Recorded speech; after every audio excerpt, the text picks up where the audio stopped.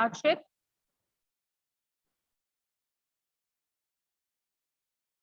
Okay, let's continue with the story.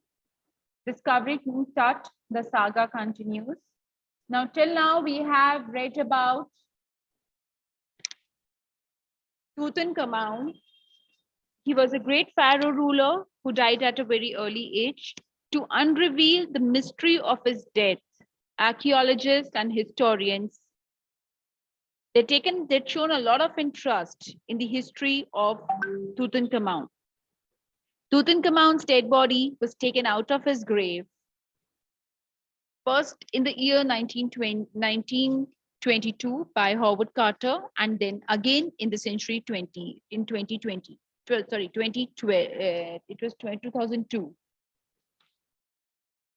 Tutankhamun's father or grandfather was Amenhotep III. He was a powerful pharaoh ruler who ruled over a period of 40 years, and he was succeeded by Amenhotep IV, his son.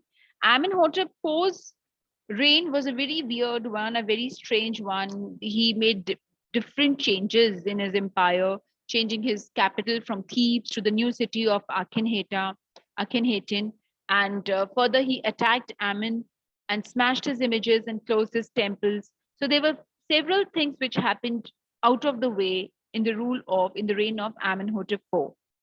Now, and he also changed his name from Amenhotep to Akhenaten. Now, after Akhenaten's death, there was a mysterious ruler by the name of Semenkhare who appeared for a very short tenure. And then the young ruler Tutankhaten, who later on renamed himself as Tutankhamun, became the ruler. He was very young, he was in his teenage. He reigned for about 9 years and then he died. Now, 9 years was a very short tenure. His death was a mystery by everybody, and this digging out of the grave, the purpose was to unreveal the mystery. The two questions the historians and the archaeologists they were more interested in was how he died, and first one was how he died and at what age, what was his age at the time of his death, and for how many long years he had ruled.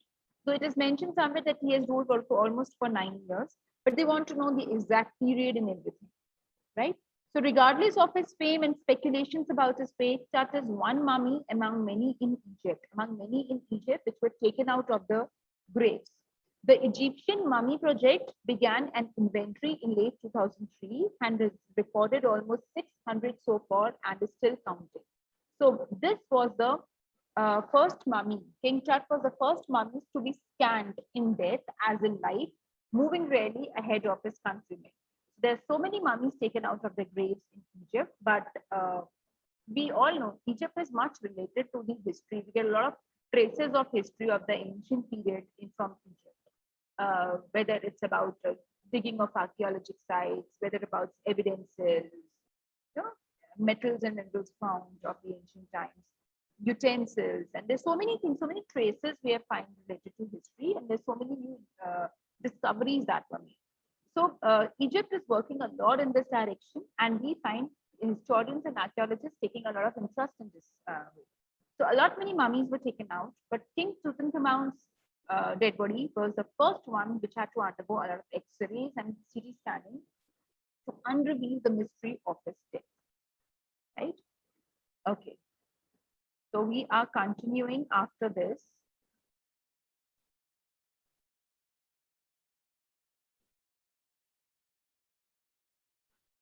Please start reading, Akshay.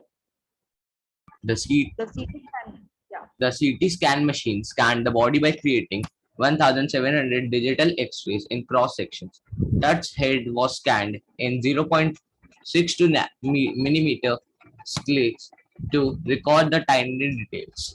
The resulting image was very strange. A team of radiology, forensic, and anatomy experts started examining the secret of the grave, and that had been protected by flying goddesses for a long time. The night of the scan, workmen carried Tut from the tomb in his box, like Balbius. They climbed a ramp and a flight of stairs into the swirling sand outside. They rose on a hydraulic lift into the trailer that held the scanner. 20 minutes later, two men emerged sprinted from an office nearby and returned with a pair of white plastic fans. The $1 million scanner had quite big of sand in a cooler fan. Curse of the Pharaoh, joked a guard nervously. Eventually, the, sub- the substitute fans worked well enough to finish the procedure. After checking that no data had been lost, the technicians returned Tut over to the workman, who carried him back to his tomb. Less than 3 hours after he was removed from his coffin, the pharaoh again rested in the peace where the funerary priest had laid him so long ago.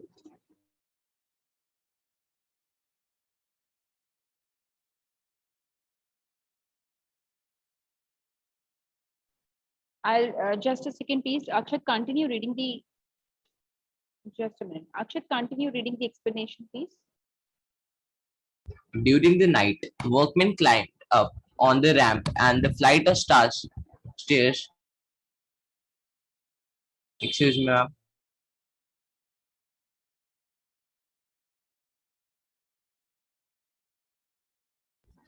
And the flight of stairs to carry the body from the tomb into the spinning sand outside.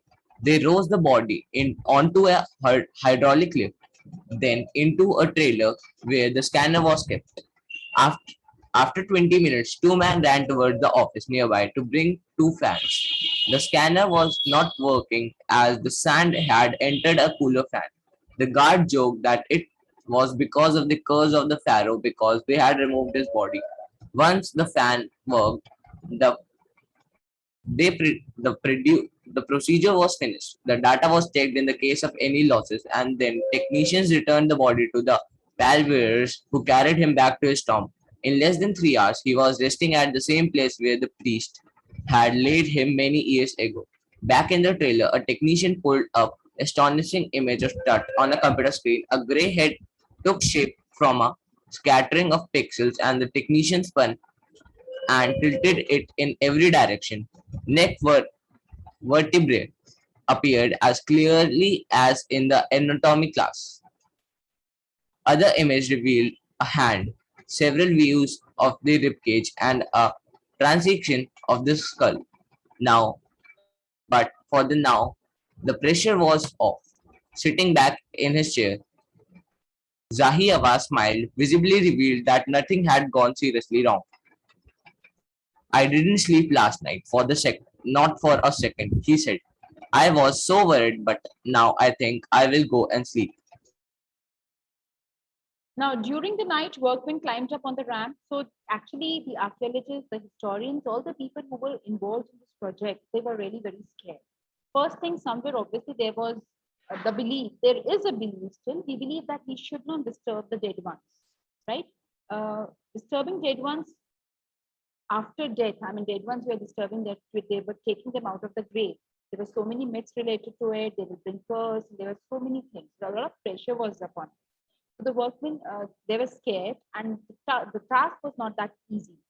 So during the night, the workmen climbed up on the ramp and flight of the stairs to carry the body from the tomb into the spinning sand outside. So the body was carried outside to the spinning sand. They rose the body onto a hydraulic lift. So the body was lifted with the help of a hydraulic lift. Then into a trailer where the scanner was kept. So the scanner was brought there, and there only it was scanned. After 20 minutes, two men ran towards the office nearby to bring two fans. So two fans were brought. The scanner was not working as the sand had entered a cooler fan. Now the scanner was not working because the sand had entered into it. Now the guard joked that it was because of the curse of the pharaoh because they had removed his body. I told you this was a big. This is very obvious, right? There will be so many. As we discussed the other day about this, we cannot even imagine such kind of things in India, right? Because we are very religious people, we are very superstitious people. On the contrary, when this was happening in Egypt, still people were scared about it, and there were many opinions and objections related to that. But yes, still things continued. A lot of archaeologists and historians were involved into it, and people worked very much in this project. Now, once the fans worked, the procedure was finished. The data was checked in case of any losses, and then technicians returned the body to the pallbearers who carried him back to his tomb. Now, in less than 3 hours, he was resting at the same place where the priest had laid him many years ago. Now, back in the trailer, a technician pulled up astonishing images of Tut on computer screen. Now, technician put up very strange images of Tut on the computer screen. A gray head took shape from a scattering of pixels. Now, you can imagine the pixels, when the picture is clicked, there are a lot of pixels into it, and that too of a skeleton, almost of just of bones. The technician spun and tilted it in every direction. That 3D imaging was taken to check the minutest details of his body, right? And tilted it in every direction. Now, today we are so much technically strong that what's there in the human body, you can have a, you can have a peep into everything. So, the neck vertebrae appeared as clearly as in anatomy class. Other images revealed and several views of the rib cage and a transection of the skull. The skull was clearly visible. But for now, the pressure was off. Sitting back in his chair, Zahi Hawass smiled, visibly relieved that nothing had gone seriously wrong. I didn't sleep last night, not for a second. He said, I was so worried, but now I think I will go and sleep. So finally, taking out the body from the grave, making it undergo the CT scan machine, and the CT scan machine was brought, body was lifted with the help of a trailer, and everything was done there. Then there was sand into the fan. So when fans were brought, CT scan machine, there was sand, fans were brought. Finally, it was done. So minutest details were seen. And then it was. So Zahi Hawass has said that the pressure was so much that he didn't sleep that night.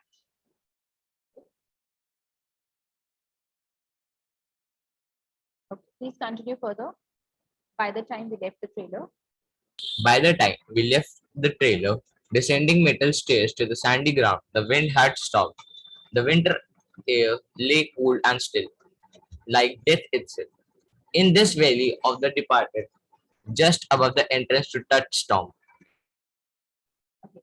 By the time we left the trailer, descending metal stairs to the sandy ground, the wind had stopped. The wind was not there. The winter air lay cold and still, like death itself, in his valley of the departed, just above the entrance of Touchstone. Right? So the technician showed a beautiful image of Tut on his computer screen. He showed the gray head, the pixels and everything. By the time they left the trailer, the wind had stopped and the winter air was like death itself. Winter air was so chilling, so cool as if it was like death. Just above the tomb, the Orion constellation shone in the night sky, watching over the boy king. So, just above the tomb, the Orion constellation, stars were there in the night sky, watching over the boy king.